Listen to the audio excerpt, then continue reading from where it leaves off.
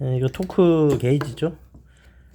지금 그 토크렌치를 가지고서 규정된 토크 힘을 얼마큼 가야 되냐, 렌치로 그런 건데, 이것을 그 감각만 가지고 하면 문제가 생길 수 있죠, 분명히. 토크렌치를 쓰라는 건데, 사실 나는 이거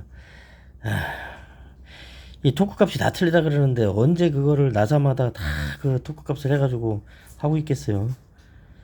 나사 종류가 지금 100가지도 넘는 것 같은데, 토크 값이 다 있다 그러는데 그게 어디 있는지도 모르겠고, 있다 하더라도 그거를 붙여놓고 하나씩 맞춰가지고 언제 하고 있을는지. 그런데 토크렌치 같은 경우에 뭐 좀 허름한 거 몇만 원짜리 갖다 써도 어느 정도는 맞다고 하는데, 대충 맞을 것 같으면은 별 의미가 없거든요. 잘못하면 그 토크값 믿고 있다가 진짜 뭐 나사산 뭉개지면 그 정말 난리 나죠. 부품 뭐 다 그냥 못 쓰게 되는 거니까. 국내 재고 없으면 또 한 달 기다려, 한 달 기다려야 되고, 돈 100만 원 이상 날라가고 그러는 건데, 이걸 지금 이런 식으로 팔고 있어요. 중국산인데 이것도 이게 몇 푼 안 해요. 이것도 10,000원대. 근데 이게 중국산인데, 이거를 이쪽에다가 렌치 연결해가지고 돌리고, 이쪽에서 좀 맞춰가지고 이걸 뭐 토크 값이 계산이 되는 모양인데, 꽤 정밀할 거예요. 전자식으로 해서 꽤 정밀할 것 같은데, 요거를 내가 굳이 사는 거는, 이게 지금 어느 정도로 그 토크렌치를 대용으로 쓸 수 있을지. 토크렌치 정밀한 거, 전자식으로 정밀한 거는 100만 원 가까이 하죠. 80만 원, 100만 원 이렇죠. 값이 많이 내려갔지만은 아직도 그렇죠. 근데 이제 토크 값을 가지고서 해야 될 필요가 있는데 부족이 있기도 하죠. 가끔 가다가. 뭐 다른 쪽은 좀 웬만한데, 쇳덩어리에다가 하는 거는 꼭 조이면 되는데, 좀 민감한 알루미늄 합금이나 이쪽은 토크 값을 어느 정도 감안해가지고 해야 되는데, 뭐 엔진에 붙어 있는 거라든가 변속기에 붙어 있는 데라든가 뭐 이런 데들 같은 경우에는 굳이 엔진이나 변속기 내부가 아니더라도 또 플라스틱 같은 경우에도 조심해야죠. 그거. 그래서 오일 교환할 때도 그 드램볼트 같은 경우에 정말 조심해야 됩니다. 그거. 하다 보니까 변속기 오일 교체를 한번 하려고 그 하다가 그 뭐 돈 몇백씩 날려먹는 경우도 있죠. 아예 그냥 변속기를 쓸 수 없게 되는 경우도 있고. 어쨌든 이 토크 게이지 요거를 또 준비를 좀 해놨어요. 그래서 그 토크렌치를 가지고 했을 때 이게 과연 적합할지, 특정한 나사들만 다는 못하고 한번 그 시험을 해볼 거고요.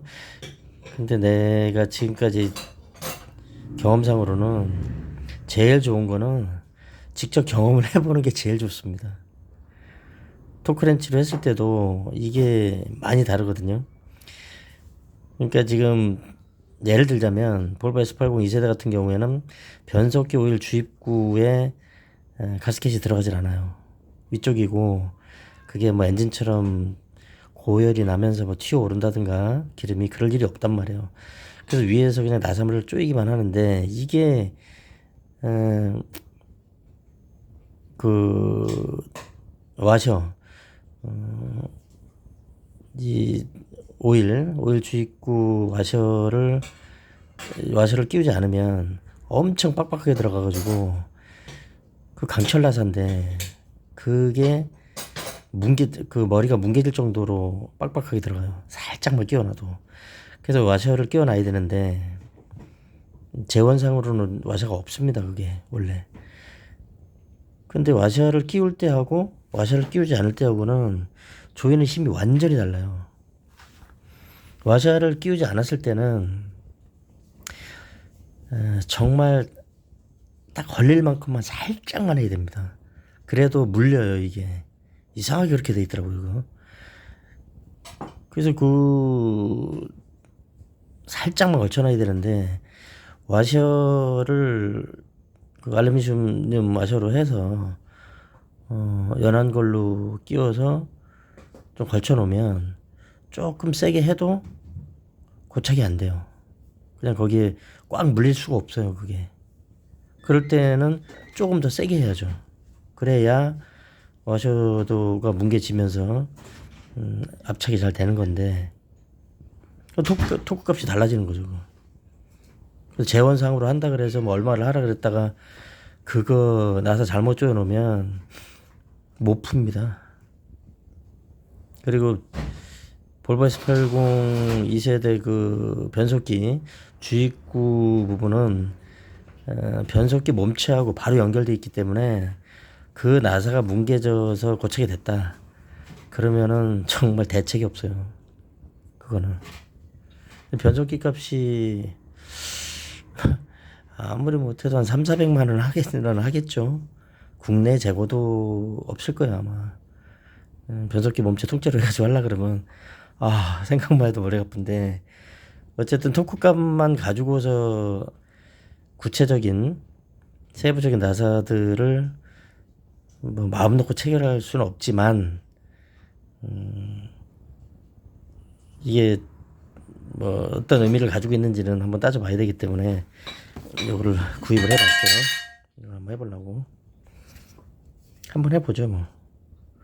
근데 그것도 내가 기존에 그 자가 정비하면서 각 부위별로 각 나사별로 직접 그것도 차마다 틀려요. 이게 그 나사 상태라든가 또 나사산의 마모도라든가 이게 또 문제가 있는 부위인지 이런 것들이 다 달라지거든요. 그래서 그 매니폴드 흡기 매니폴드하고 엔진 헤드 부분하고 연결돼 있지 않습니까? 그건 단순히 뭐 탄소 청소하고 이러려 그러면 좀 열 수도 있잖아요. 이거 나사 몇 개 풀면 되는 거니까 별건 아닌데 이거를 청소를 좀 하려고 열었다가 나사가 무지하게 많죠. 그게 아마 20개 이상 나사를 열어야 되는데 이게 문제가 생긴단 말이죠 이게.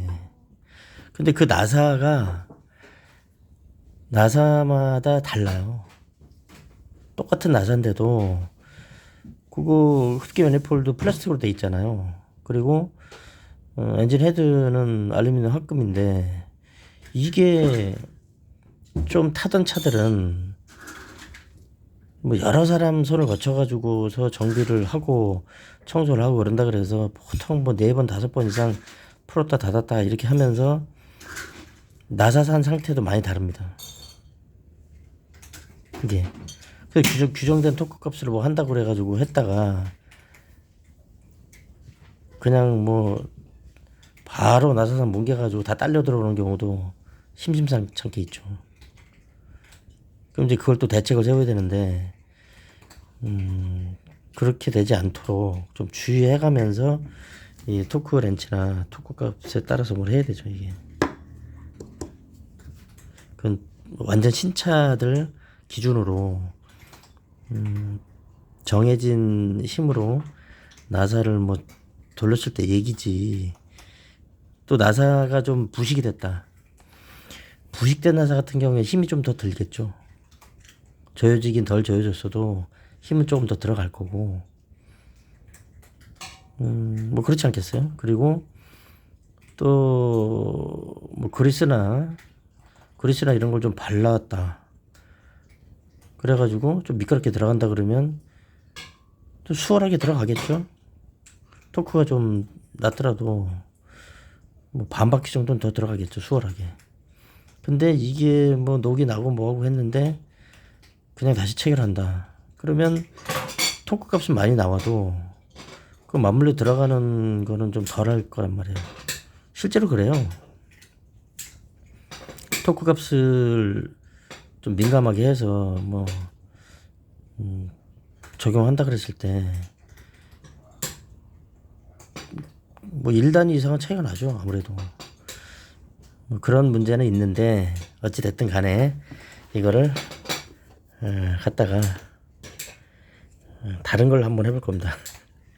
민감한 부분에는 내가 못 쓰겠고 이거 괜히 잘못했다가 지금까지 경험상으로 해서 다 터득을 해놨는데 굳이 이걸 갖다가 뭘 한다고 또 시험 한다고 유튜브 한다고 해가지고 주요 부속 뭉개 먹을 수는 없고 어쨌든 요거가 얼마만큼 민감하게 잘 적용이 되는지 한번 해보도록 하겠습니다.